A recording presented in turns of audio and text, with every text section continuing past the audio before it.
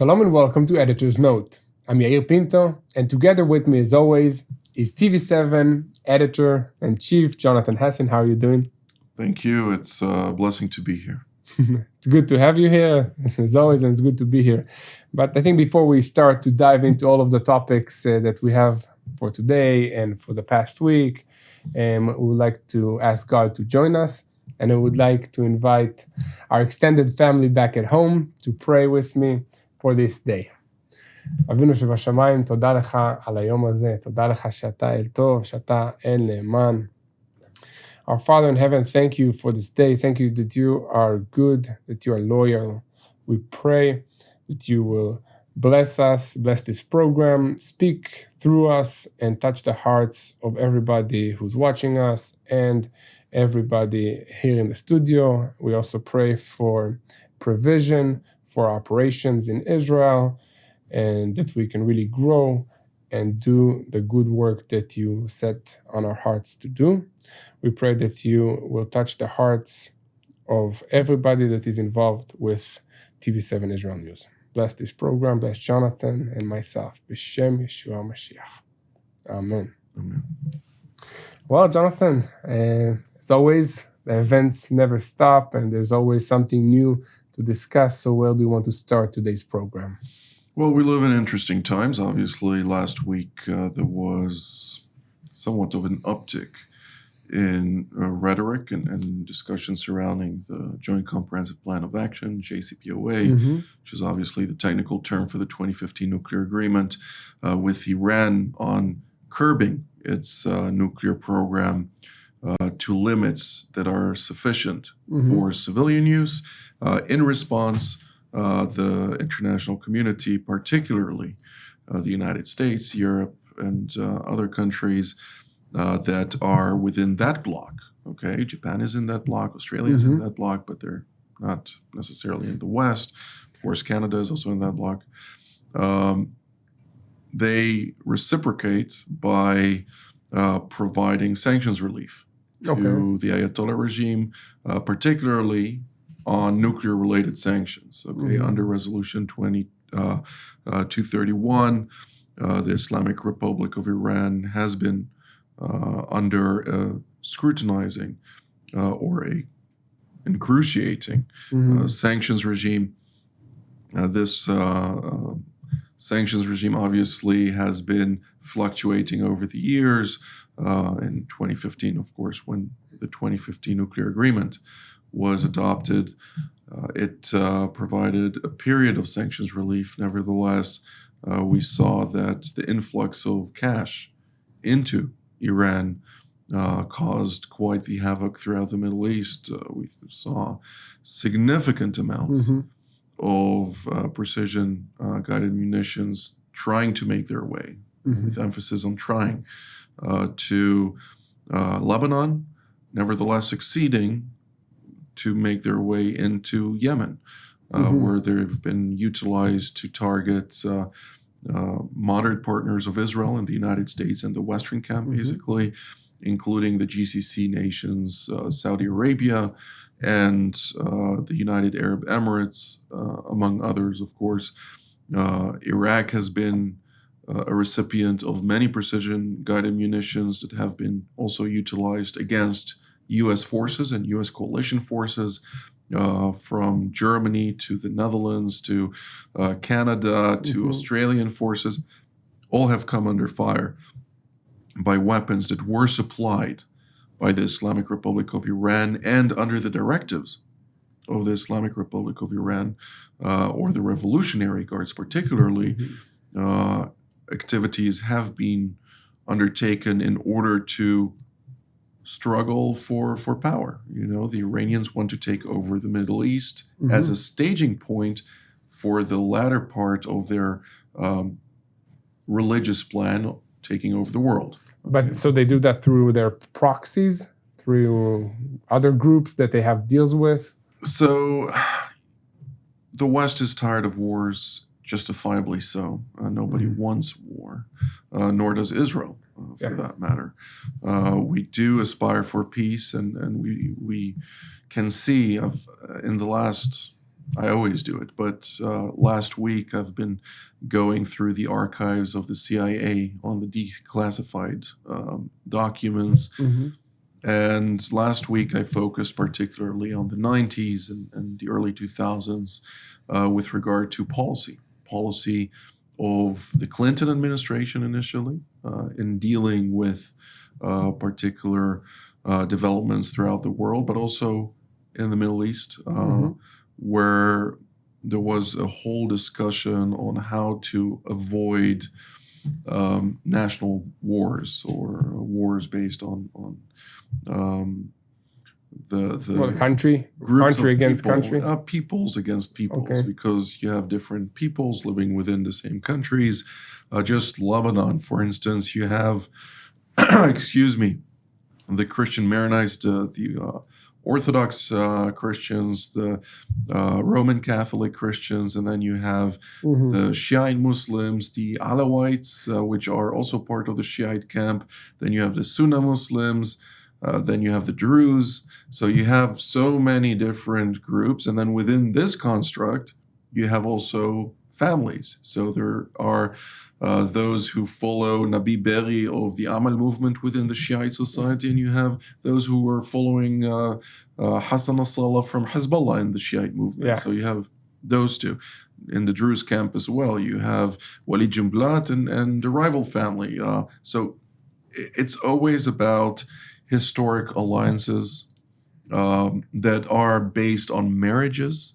Okay, by the way, also in the Christian camp, you have the Christian Lebanese forces, and then you have the more mainstream of Michel Aoun, the president currently of Lebanon, who is, even though in the past he was anti-Syria and anti-Iran, now he is pro-Hezbollah, and they're aligned in many different interests, particularly because they're afraid. They don't see Western response. They don't see Western backing to the Christians as it used to be. Back in the 40s and 50s and 60s, there was clarity that, the Catholics always had the protection of France. The Orthodox always had the protection of Greece and of Russia. The Protestants always had a protection of the United Kingdom, and the Druze had a protection of the United Kingdom. The Jews had the protection of the world Jewry, but also of the United States of America. So those camps were always clearly set. So now they're not so clearly set? That's what they're not clear. They're not clear. Very much for the case that much of the migration taking place into the West, if in the past we would define the United States to be Christian, even though its constitution is secular with its federal constitution. I'm not talking about the state constitutions. The federal constitution doesn't mention God even once. Okay, this in contrast to European countries, where the United Kingdom, the Netherlands, Belgium for that matter, Spain, Italy, they're all defined as Christian countries in their constitution. Their Christian identity is within that constitution. Nevertheless, the migration into the United States, the migration into Europe has changed that balance, where in the past, just in the United States particularly, 70% in 91 defined themselves as Christians. In the United States, today it's roughly 49%. And we're talking about the overall Christian definition of Catholic, Protestant, and everything. Is that because do they define themselves as other religion, or they just abandon religion altogether? There's been a significant influx of Muslims into Western societies, a very significant influx of Indians. Who are Hindu. You have an also very unfortunate increase of people who do not have any faith, define themselves as seculars. So they believe that there is no God. So they're still believers, just they don't believe in God. In God.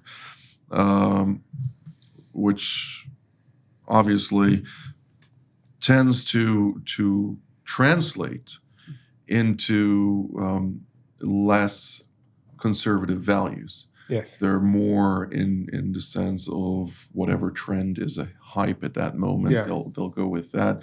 It's not always the case. Okay, there are seculars who have conservative values, but it also derives from the education system that they received, Yes. and ultimately this has impact. So the Middle East is changing. The sands are shifting because we're seeing that the West is shifting. It's changing. The Christianity and pretty much almost every country is diminishing. Yes, I see. So then, In so the the West. alliances and the support and the values is all different. If we continue with the trends as they are right now, in the future, Iran will become a Christian country. So there is an irony in there. Well, you're talking about the revival in Iran? There is a huge revival in Iran, which intelligence services indicate that this may be the response to the regime in Tehran. The same is happening, obviously, also in China. It's happening elsewhere. We're seeing suddenly things are changing across the board, and the world, let alone the last 30 years, but also in the last 3 years, the world is not the same. Well, definitely the past 2 years or 2 or 3 years of COVID changed the world completely.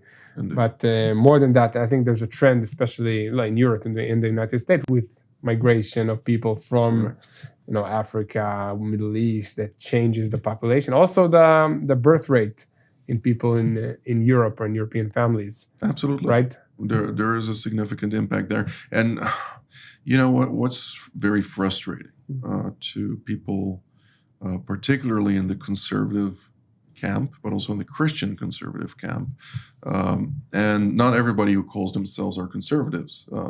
There are the neoconservatives, the Tories in the UK. They're the one who promoted, same-sex marriage and all kind of woke ideals within society. Not even the liberal left has done that. Really? Okay. So how can they be? The definition of neoconservative is basically their focus is economic. They're conservative economically speaking. When it comes to the soul, they don't really care, and their wokeism is as terrible as anybody else. I see. So just economically speaking. Yes, and I'm talking obviously collectively. There are individuals within those camps who are still truly conservative and seek to further conservative values, Christian values, Judeo-Christian values, which those are the individuals that we need to support. We need to stand behind them and to say, you know what, we are here to have our voice, especially in democratic societies. Wherever we are, we need to make sure that those representing us in democratic societies represent not only part of our faith, not only part of our values, but a collective understanding of who we are, what we are, and they need to know it. Because the moment you enter into power, many times you enter into an exclusive bubble. And this creates a certain detachment from those you represent. And there are those who are always vocal. I remember when I was a strategic advisor in government, working with a minister, we used to get phone calls from a select group of people who regularly sent emails, sent messages, called in to make sure that they're being heard. But this same minister, he represented, according to polls, roughly 7 mandates. Was 6 or 7 mandates. So 7 mandates in Israel at the time was more than 150, 200,000 people. Yeah. That, the number of people who called and made themselves vocal compared to those who stayed at home and just voted because they could align partially with the policies being pushed forward, it's a huge disconnect. That's why I always say, if you really want to make a difference, make sure that you burst that bubble of exclusivity, of being excluded, so to speak, from the public, and there is access. So the moment you start as a group send a message, Sending encouragement. letters, calling. Not only letters of I disagree with that or I disagree with that. Encourage them when they do something right. I think also tell them that you're praying for them. Absolutely. And really pray for them. Absolutely. Pray for Well, wisdom that, for the in any leaders. case, Yeah. Yes. And I believe that this is something that we as societies don't do enough. We don't undertake enough in encouraging our leaders to take the right decisions. And the moment we do, a lot of the divisiveness that we see today throughout the world, it's happening here in Israel, it's happening in Europe, in all nation states in Europe, it's happening in the United States, Canada, everywhere. And the moment we tell those people that represent us, we stand behind you. We are here to grant you tailwind, to pursue the right policies which are aligned with our faith. This is going to make such a difference and such an impact that people don't even realize. But let's go back to last week. Obviously, the nuclear agreement, as we said, it's on the verge. Maybe not. I think one of the things that should be clearly highlighted, that is that there are generals, chiefs of intelligence or former chiefs of intelligence like Major General Tamir Hayman, who was the former just before the current incumbent one, who said, look, I think that in the next 8 years till 2030, Iran will be thwarted from attaining a nuclear weapon. What he doesn't say is that in 2031, unless we do something, they're going to have a nuclear weapon. Okay, it's one school of thought. Okay. There are different generals, there are different intelligence officials. They all are privy to the same information from different angles, and they all make up their opinions and understandings based on the experience that they accumulated over the years and the discussion groups and the different advisors surrounding them and so on and so forth. But they also, receive new information. It's not just based on the past, right? Or you think that the school of thought is indoctrinated in their heads? The school of thought is, this is my opinion unless I'm proven otherwise. Okay? So it's very hard to change it. If you assess something, intelligence officials can assess whatever they want for the next 8 years. Everybody knows that you cannot provide an accurate intelligence assessment for the next 8 years. Yeah, definitely. Especially when you're talking about a small, concrete trend. It has to do with so many variables, so many various components that, I hear people, and unfortunately also friends and ministry leaders and people who try to promote all kind of news-oriented discussions. They say, oh, this general doesn't know what he's talking about. This is the way it goes. I'm sorry, we need to be more humble than that. And everyone has the right to express his opinion. But when you're exposed to so much information and so many pieces of the puzzle, and you understand the collective aspect of what's happening behind the scenes, your informed opinion is so much more accurate than all those voices surrounding us. Yeah. Nevertheless, I disagree with Tamir Hayman, personally. I am more of a different school of thought, which is more vocal by other generals and intelligence officials, in which I do believe that within the constraints for the next 8 years, and if we look at, I have here the document that provides us a clear understanding on the key sunsets under the JCPOA and Resolution 2231, which I spoke of. It says that by 2023, next year, the US and EU-UK sanctions on select proliferation-linked entities lapses. This is already next year. Yeah. Okay. UN-sponsored bans on imports and exports of missile-related equipment and technology expires.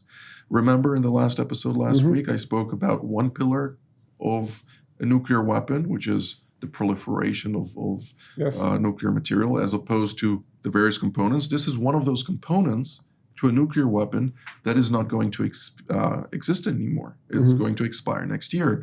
The UN prohibition on Iranian ballistic missile launches ends. They've been doing it anyway. Just now they can do it more openly with no problems whatsoever. And then US-sponsored asset freezes terminate. Okay? This is going to happen. When does that terminate? Next year? Next year. So it means that hundreds of billions of dollars are going to flood into Iranian banks just next year. And they can use it for their ballistic missile program and other component. It's not that they can use it. They're going to use it. Yeah, of course. Because they are using it anyway, but then they'll be open. Then in 2024, advanced centrifuge restrictions begin to sunset. Now, the advanced centrifuge restrictions speak about the IR6 and IR9, which under the new JCPOA, they're already installed. They're not going to remove them. Okay, so then they can enrich more uranium. They can enrich more within less period of time. Okay. Then in 2025, past UN Security Council resolutions related to Iran's nuclear program terminate. UN procurement channels for nuclear-related imports ends, and snapback mechanisms. So if suddenly you want to snap back sanctions by the international community against Iran, it's not going to exist anymore. So you cannot force, under UN Security Council Resolution 2231, Russia and China to abide by the resolution. So people who made deals with Iran will not have to forfeit the deals. Indeed. So this is, the snapback is a big issue, and that's 2025, okay? Yeah, now that's soon. That's two and some months, 2 years and some months. Until 2030, unless there are going to be vigorous activities by the intelligence agencies, which hopefully we'll never hear about. And this is something that people need to understand. The moment you hear about it in the media, it's a failed operation. It's a failed operation because the loopholes are going to be shut for the next time around. Okay, the moment you don't hear about it, it means that, and activities happen all the time, it means that things are happening behind the scenes and the Iranians don't detect it. They don't understand that it's happening. Yeah, the operatives are still hidden, they're not detected, and stuff like that. Including in cyber warfare. Yeah. If you hear about a cyber activity taking place behind the scenes in some room, undetected, and suddenly it becomes media, it means that it was detected, that this loophole is going to be fixed. Yeah. Okay, and ultimately, the moment you don't hear about it, it means that they're working behind the scenes and they're being successful. It's always, there's always something happening. So this is one of the key things that we need to notice. Now, many people have been asking us, and I've been trying to figure this out more and more, about why does the United States so relentlessly want to re-engage into the 2015 nuclear agreement. They wanted a longer and stronger deal. They failed at that. They should pursue that, in my opinion. Again, I'm from that school of thought that I believe that a nuclear agreement with Iran within the current parameters of the Joint Comprehensive Plan of Action, or Joint Plan of Action because there's nothing comprehensive about it, is the wrong course of action. There needs to be a longer and stronger deal that truly scrutinizes Iran's nuclear activities. But the United States is fixated on its posture. There was a posture review the moment the Biden administration entered office. The whole defense establishment in the United States started reorganizing its deployment of forces, its investments of significant funds. The focus of the United States is to be prepared for a war with China. It's peer competitor, so to speak. It's not really a peer, but it's the main competitor.